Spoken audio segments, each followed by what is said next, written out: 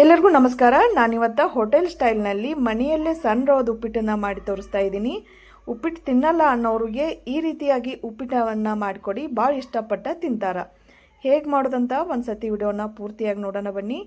ನೀವೇನಾದರೂ ನಮ್ಮ ಚಾನಲ್ನ ಸಬ್ಸ್ಕ್ರೈಬ್ ಆಗಿಲ್ಲ ಅಂದರೆ ಸಬ್ಸ್ಕ್ರೈಬ್ ಆಗಿ ಬೆಲ್ ಬಟನ್ ಮೇಲೆ ಕ್ಲಿಕ್ ಮಾಡಿ. ನಾವು ಮಾಡುವಂಥ ವಿಡಿಯೋ ಎಲ್ಲರಿಗಿಂತ ಮುಂಚೆನೇ ನೋಡ್ಬೋದು. ಒಂದು ಸಾರಿ ಪೂರ್ತಿಯಾಗಿ ನೋಡಿ ವಿಡಿಯೋನ ಹೇಗೆ ಮಾಡೋದಂತ. ಮೊದಲಿಗೆ ನಾನಿಲ್ಲಿ ಒಲೆ ಮೇಲೆ ಒಂದು ಕಡಾಂಗಿ ಇಟ್ಟಿನಿ. ಅದು ಬಿಸಿ ಆದಮೇಲೆ ಇಲ್ಲಿ ನಾನಿಲ್ಲಿ 1 ಕಪ್ ಆಗುವಷ್ಟು ರವೆಣ್ಣ ತೊಗೊಂಡಿದ್ದೀನಿ. ಅಂದರೆ ಬಾಂಬೆ ರವೆ ಅಂತ ಹೇಳ್ತಾರಲ್ಲ ಆ ರವೆಣ್ಣ ತೊಗೊಂಡಿದ್ದೀನಿ. ಇಲ್ಲಿ ದೊಡ್ಡ ಕಪ್ನಲ್ಲಿ ಅಳತೆ ಪ್ರಕಾರ ಮಾಡ್ತಾಯಿದ್ದೀನಿ. ನಾನಿಲ್ಲಿ ಒಂದು 3 ಜನಕ್ಕಾಗುವಷ್ಟು ಉಪ್ಪಿಟ್ಟನ್ನು ಮಾಡ್ತಾಯಿದ್ದೀನಿ. ಇವಾಗ ರವೆ ಹಾಕ್ಕೊಂಡಿದ್ಮೇಲೆ ಒಂದು 2 ಸ್ಪೂನ್ ಆಗುವಷ್ಟು ಎಣ್ಣೆ ಹಾಕ್ತಾಯಿದ್ದೀನಿ. ಇವಾಗ ಒಂದು ಚಮಚೆ ತೊಗೊಂಡು ಚಲೋತ್ನಾಗ ಹುರ್ಕೋತಾ ಇದ್ದೀನಿ. ಒಂದು 5 ನಿಮಿಷ ಚಲೋತ್ನಾಗ ಹುರ್ಕೋಬೇಕು. ಇಷ್ಟು ಕೆಂಪಗಾಗೋವರೆಗೂ ಹುರ್ಕೊಂಡ್ರೆ ಸಾಕು. ಒಲ್ಲಿನ ಲೋ ಫ್ಲೇಮ್ದಾಗ ಇಡಬೇಕಾಗತ್ತೆ. ಇವಾಗ ಏನು ಹುರ್ಕೊಂಡಿದ್ದೀನಲ್ಲ ಅದನ್ನೆಲ್ಲ ಒಂದು ಕಡೆ ಎತ್ತಿಟ್ಕೊತಾ ಇದ್ದೀನಿ.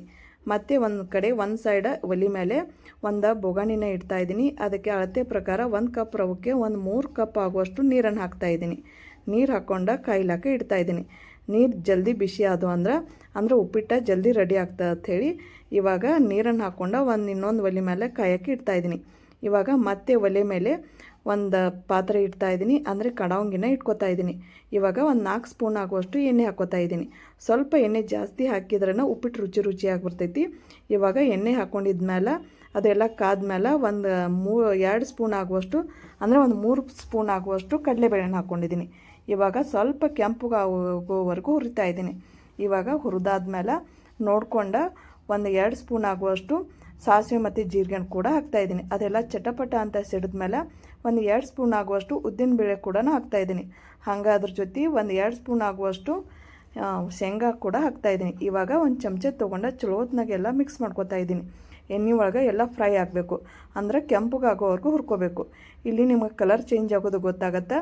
ಇಷ್ಟು ಹುರ್ಕೊಂಡ್ರೆ ಸಾಕು. ಒಲಿನ ಲೋ ಫ್ಲೇಮ್ದಾಗ ಇಡಬೇಕಾಗತ್ತೆ. ಇವಾಗ ನೋಡಿ ಎಲ್ಲ ಕೆಂಪಗಾಗಿದೆ. ಇಷ್ಟು ಹುರ್ಕೊಂಡ್ರೆ ಸಾಕು. ಇವಾಗ ಎಲ್ಲ ಚಲೋತ್ನಾಗ ಎಣ್ಣೆ ಒಳಗೆ ಫ್ರೈ ಆಗ್ಯಾವು. ನಿಮ್ಗೆ ಕಲರ್ ಚೇಂಜ್ ಆಗೋದು ಕೂಡ ಗೊತ್ತಾಗುತ್ತೆ. ಇವಾಗ ನಾನಿಲ್ಲಿ ಒಂದು 4 ರಿಂದ 5 ಹಸಿಮೆಣ್ಸಿಕಾಯನ್ನ ಕಟ್ ಮಾಡ್ಕೊಂಡು ಇಟ್ಕೊಂಡಿದ್ದೆ. ಅದನ್ನೂ ಕೂಡ ಅದ್ರಾಗ ಸೇರಿಸ್ತಾ ಇದ್ದೀನಿ. ನಾನು ಖಾರಕ್ಕೆ ನೋಡ್ಕೊಂಡು ಹಸಿಮೆಣ್ಸಿಕಾಯಿನ ಹಾಕ್ಕೊಂಡಿದ್ದೀನಿ. ಖಾರ ಜಾಸ್ತಿ ಇದ್ದಿಲ್ಲ, ಹಿಂಗಾಗಿ ಹೆಚ್ಚಿಗೆ ಮೆಣಸಿನ್ಕಾಯಿನ ಹಾಕ್ಕೊಂಡಿದ್ದೀನಿ. ನೀವು ನೋಡ್ಕೊಂಡು ಹಸಿಮೆಣ್ಸಿಕಾಯಿನ ಹಾಕ್ಕೋಬೇಕಾಗತ್ತೆ. ಇವಾಗ ಅದನ್ನೂ ಕೂಡ ಚಲೋತ್ನಾಗ ಒಂದು ಸತಿ ಎಣ್ಣೆ ಒಳಗೆ ಫ್ರೈ ಮಾಡ್ಕೋಬೇಕು.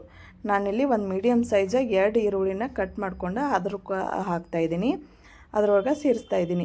ಇವಾಗ ಅದನ್ನೂ ಸ್ವಲ್ಪ ಕೆಂಪಗಾಗೋವರೆಗೂ ಹುರ್ಕೋಬೇಕು, ಅಂದರೆ ಈರುಳ್ಳಿ ಎಲ್ಲ ಬೇಯಬೇಕು, ಅಲ್ಲಿವರೆಗೂ ಹುರ್ಕೋಬೇಕು. ಇವಾಗ ನಾನು ಕರಿಬೇವು ಕೂಡ ಹಾಕ್ತಾಯಿದ್ದೀನಿ. ಅದನ್ನೂ ಕೂಡ ಎಣ್ಣೆಯೊಳಗೆ ಅದನ್ನ ಒಂದು ಸತಿ ಫ್ರೈ ಮಾಡ್ಕೋಬೇಕು. ಒಂದು ಚಮಚೆ ತೊಗೊಂಡು ಕೈ ಆಡಿಸ್ಕೊತಾನೆ ಇರಬೇಕು. ಇವಾಗ 1 ಟೊಮ್ಯಾಟೋನ ಹೆಚ್ಕೊಂಡಿದ್ದೆ, ಅದನ್ನೂ ಕೂಡ ಹಾಕ್ತಾಯಿದ್ದೀನಿ. ನೀವು ನೋಡ್ಕೊಂಡು ಹಾಕೋರಿ. ಹುಳಿ ಜಾಸ್ತಿ ಬೇಕಂದರೆ ಇನ್ನೂ ಒಂದು ಅರ್ಧ ಟೊಮೆಟೊನ ಹಾಕ್ಕೋಬೋದು. ನಾನಿಲ್ಲಿ ಒಂದೇ ಟೊಮೆಟೊ ಇರಲಿ ಅಂತ 1 ಟೊಮೆಟೊನ ಹಾಕ್ಕೋತಾ ಇದ್ದೀನಿ. ಅದನ್ನೂ ಕೂಡ ಸ್ವಲ್ಪ ಬೇಯೋವರೆಗೂ ಹಾಗೆ ಚಮಚೆ ತೊಗೊಂಡು ಕೈ ಆಡಿಸ್ಕೋಬೇಕು. ಒಂದು 2 ರಿಂದ 3 ನಿಮಿಷ ಕೈ ಆಡಿಸ್ಕೊಂಡ್ರೆ ಸಾಕು. ಇವಾಗೆಲ್ಲ ಹಸಿಮೆಣ್ಸಿಕಾಯಿ, ಈರುಳ್ಳಿ, ಟೊಮೆಟೊ ಎಲ್ಲ ಬೆಂದಿದೆ. ಇವಾಗ ನಾನು ಒಂದು ನಿಂಬೆ ರಸನ ಹಿಂಡ್ಕೊಂಡಿದ್ದೆ, ಅದನ್ನೂ ಕೂಡ ಹಾಕ್ಕೋತಾ ಇದ್ದೀನಿ. ಅದನ್ನೂ ಹಾಕ್ಕೊಂಡಿದ್ದ ನಂತರ ಒಂದು ಚಮಚೆ ತೊಗೊಂಡು ಚಲೋತ್ನಾಗೆಲ್ಲ ಮಿಕ್ಸ್ ಮಾಡ್ಕೋತಾ ಇದ್ದೀನಿ. ಇವಾಗ ನೋಡಿರಿ ನಿಮಗೆಲ್ಲ ಬೆಂದಿದೆ. ನಿಮ್ಗೆ ಬೆಂದಿದ್ದು ಗೊತ್ತಾಗತ್ತೆ. ನಾನಿಲ್ಲಿ ಇನ್ನೊಂದು ಕಡೆ ನೀರನ್ನು ಕಾಸಕ್ಕೆ ಇಟ್ಟಿದ್ನಲ್ಲ, ಆ ನೀರೆಲ್ಲ ಕಾದಿದೆ. ಇವಾಗ ಕಡಾಂಗಿಗೆ ನೀರು ಹಾಕ್ಕೋತಾ ಇದ್ದೀನಿ. ಬಿಸಿ ನೀರನ್ನು ಮೊದಲೇ ಕಾಸಿಟ್ಕೊಂಡು ಹಾಕಿದ್ರೆ ಉಪ್ಪಿಟ್ಟು ಆದಷ್ಟು ಬೇಗ ಆಗತ್ತೆ ನೋಡಿರಿ. ಹಂಗಾರಿ ಇವಾಗ ನೋಡಿ ನೀರೆಲ್ಲ ಕುದಿ ಬಂದಿದೆ.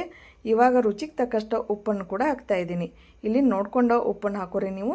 ಇವಾಗ ಹೋಟೆಲ್ ರುಚಿ ಬೇಕಂತ ಹೇಳಿ ಸ್ವಲ್ಪ ಸಕ್ಕರೆಯನ್ನು ಕೂಡ ಹಾಕ್ತಾಯಿದ್ದೀನಿ. ಇವಾಗಲೇ ನೋಡ್ಕೊಳ್ಳಿ ಉಪ್ಪು, ಖಾರ, ರುಚಿ ಹೇಗಿದೆ ಅಂತ ಒಂದು ಸತಿ ನೋಡ್ಕೊಳ್ಳಿ. ನೀರಿನೊಳಗೆ ಏನಾದರೂ ಕಡಿಮೆ ಇದ್ದರೆ ಇನ್ನೂ ಉಪ್ಪು ಅಥವಾ ಹುಳಿನ ಸೇರಿಸ್ಕೋಬೋದು. ಇವಾಗ ಇಲ್ಲೇನು ನೀರನ್ನೆಲ್ಲ ಕುದಿ ಬಿಡಬೇಕು. ಒಂದು 3 ನಿಮಿಷ ಆಗುತ್ತೆ. ಹಾಗೆ ಒಂದು ಸ್ವಲ್ಪ ಜೋರು ಉರಿ ಇರಬೇಕಾಗತ್ತೆ. ಇವಾಗ ನೋಡಿ ಎಲ್ಲ ನೀರೆಲ್ಲ ಕುದಿ ಬಂದಿದೆ. ಈಗ ಸಣ್ಣ ಮೀಡಿಯಮ್ದಾಗ ಅಂದರೆ ಸಣ್ಣ ಉರಿ ಒಳಗೆ ಇಡಬೇಕಾಗತ್ತೆ. ಇವಾಗ ನೋಡಿ ಕುದೀತಾ ಇದೆ. ಇಲ್ಲೇನು ರವಾನ ಹುರಿದಿಟ್ಕೊಂಡಿದ್ದೇವಲ್ವ, ಆ ರವಾನೆಲ್ಲ ಸೇರಿಸ್ತಾ ಇದ್ದೀನಿ. ಸ್ವಲ್ಪ ರವಾನ ಹಾಕ್ಕೋಬೇಕು, ಇಲ್ಲ ಅಂದರೆ ಗಂಟಾಗತ್ತೆ. ಸ್ವಲ್ಪ ರವಾನ ಹಾಕ್ಕೊಂಡು ಈ ಥರ ಒಂದು ಚಮಚೆ ತೊಗೊಂಡು ಚಲೋತ್ನಾಗೆಲ್ಲ ಮಿಕ್ಸ್ ಮಾಡ್ಕೋಬೇಕು. ಇವಾಗ ನೋಡಿ ನಿಮಗೆ ನೋಡಿದ್ರೇ ಗೊತ್ತಾಗುತ್ತೆ, ಇಲ್ಲ ಅಂದರೆ ಚಟಪಟ ಅಂತ ಸಿಡುತ್ತೆ. ಆದಷ್ಟು ಸಣ್ಣ ಇಟ್ಕೊಂಡನ ಮಿಕ್ಸ್ ಮಾಡಬೇಕಾಗತ್ತೆ. ಇವಾಗ ಎಲ್ಲ ಗಟ್ಟಿ ಆಗ್ತಾ ಬರ್ತಾಯಿದೆ ನೋಡಿ. ಉಪ್ಪಿಟ್ಟು ಹೋಟೆಲ್ದಾಗ ಹೆಂಗೆ ಮಾಡ್ತಾರಲ್ಲ ಅದ ಸೇಮ್ ಅಳತೆ ಒಳಗೆ, ಪರ್ಫೆಕ್ಟ್ ಅಳತೆ ಒಳಗೆ ಮಾಡಿ ತೋರಿಸಿದ್ದೀನಿ.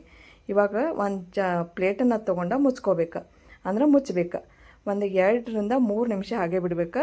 ಇವಾಗ ನೋಡಿ ನಾ ಪ್ಲೇಟನ್ನು ತೆಗಿತಾ ಇದ್ದೀನಿ. ಎಲ್ಲ ಎಷ್ಟು ಚಲೋ ಹೊತ್ನಾಗ ಉಪ್ಪಿಟ್ಟು ರೆಡಿಯಾಗಿದೆ. ಈ ಕಡೆ ಗಟ್ಟಿನೂ ಬಂದಿಲ್ಲ, ಈ ಕಡೆ ಅಳಸನೂ ಬಂದಿಲ್ಲ, ಮೀಡಿಯಮ್ ರೀತಿ ಒಳಗೆ ಬಂದಿದೆ.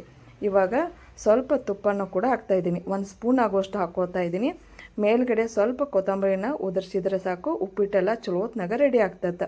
ಉಪ್ಪಿಟ್ಟು ಮನೆಯಲ್ಲಿ ಯಾರಾದರೂ ತಿನ್ನಲ್ಲ ಅನ್ನೋರಿಗೆ ಈ ರೀತಿಯಾಗಿ ಉಪ್ಪಿಟ್ಟನ್ನು ಮಾಡಿಕೊಡಿ. ಇದನ್ನು ಮುಂಜಾನೆ ನಾಷ್ಟಕ್ಕಂತೂ ಮಸ್ತಾಗಿರ್ತೈತಿ. ಹಾಗೆಯೇ ಮಕ್ಕಳ ಲಂಚ್ ಬಾಕ್ಸ್ಗೂ ಕೂಡ ಆಗುತ್ತೆ. ಉಪ್ಪಿಟ್ಟನ್ನು ಈ ರೀತಿ ಒಳಗೆ ಹೋಟೆಲ್ನಲ್ಲಿ ಯಾವ ರೀತಿ ಮಾಡ್ತಾರಲ್ಲ ಅದೇ ರೀತಿಯಾಗ ನಿಮ್ಗೆ ಮಾಡಿ ತೋರಿಸಿದ್ದೀನಿ. ನೀವು ಕೂಡ ಹೊಸದಾಗಿ ಕೂಡ ಅಡುಗೆ ಕಲಿಯೋರು ಕೂಡ ಈ ರೀತಿ ನಾನು ನೋಡ್ಕೊಂಡು ಮಾಡ್ಕೋಬೋದು. ನಿಮ್ಗೆ ಏನಾದರೂ ವಿಡಿಯೋ ಇಷ್ಟ ಆದರೆ ಪೂರ್ತಿಯಾಗಿ ವಿಡಿಯೋ ನೋಡಿದ ಮೇಲೆ ನಿಮ್ಗೆ ಏನಾದರೂ ಇಷ್ಟ ಆದರೆ ಲೈಕ್ ಮಾಡಿ, ಶೇರ್ ಮಾಡಿ, ಸಬ್ಸ್ಕ್ರೈಬ್ ಮಾಡಿ. ಹಾಗೆಯೇ ನಿಮ್ಮ ಫ್ರೆಂಡ್ಸ್ಗೂ ಫ್ಯಾಮಿಲಿಗೂ ಶೇರ್ ಮಾಡಿ. ಮತ್ತೆ ಇನ್ನೊಂದು ವಿಡಿಯೋದಲ್ಲಿ ಸಿಗ್ತೀನಿ. ನಮಸ್ಕಾರ.